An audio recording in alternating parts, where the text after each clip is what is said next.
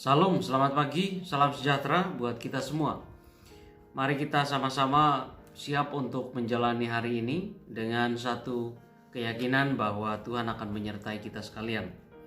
Kita sama-sama akan saya ajak untuk merenungkan satu bagian firman Tuhan di dalam Filipi pasal 4 ayat yang ke-6. Demikian firman Tuhan. Janganlah hendaknya kamu khawatir tentang apapun juga, tetapi nyatakanlah dalam segala hal keinginanmu kepada Allah dalam doa dan permohonan dengan ucapan syukur. Demikian firman Tuhan. Saudara-saudara yang saya kasih dalam nama Tuhan kita Yesus Kristus, ada seorang yang bernama Sarah Mason yang dia itu dikenal sebagai seorang penulis lagu. Kemudian suatu ketika dia bersaksi bahwa setiap kali dia ingin membuat lagu atau menciptakan lagu, maka selalu ada rasa takut, selalu ada rasa khawatir di dalam hatinya, jangan-jangan lagu yang mau dibuat itu tidak jadi, gitu, tidak berhasil. Selalu ada kekhawatiran, ketakutan itu setiap kali dia mau membuat sebuah lagu. Tetapi kemudian ketika dia berdoa minta kepada Tuhan supaya diberikan hikmat, maka secara perlahan-lahan, secara ajaib dia bisa menulis lagu dengan baik, bisa menciptakan sebuah lagu baru atau bisa membuat sebuah karya. Itu sering terjadi seperti itu, saudara. Nah, apa yang kemudian terjadi dalam kehidupan Sarah Mason itu tidak berbeda jauh dengan kita sebagai manusia, bahwa kita sering khawatir, kita sering takut di dalam kehidupan kita sebagai manusia ini.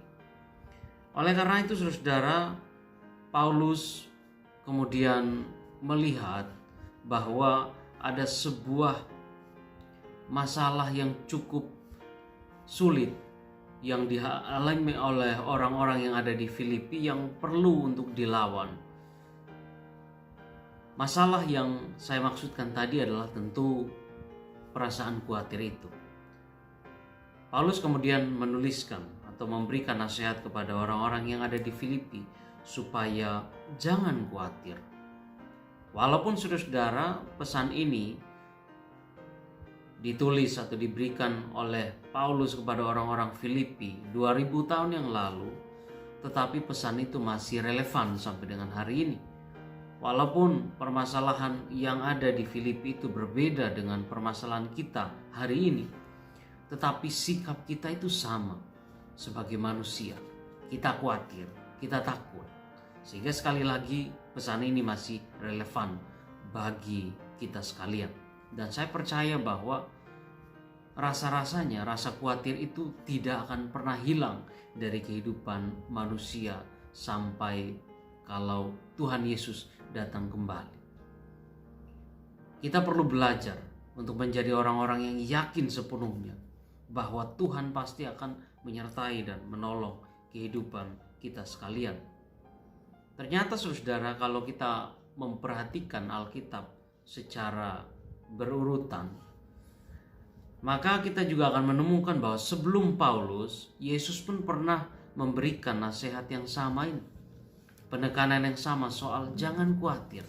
Itu bisa kita temukan di dalam Matius pasal yang ke-6 ayat yang ke-25. Janganlah kamu khawatir tentang apa yang harus kamu pakai, apa yang harus kamu makan hari ini. Yesus kemudian melanjutkan, perhatikanlah burung di udara yang tidak menanam, tidak menuai, tapi dipelihara Tuhan. Perhatikan juga bunga yang ada di padang, yang hari ini ada dan besok kemudian lenyap, tetapi didandani oleh Tuhan sedemikian rupa sehingga bunga itu sangat indah.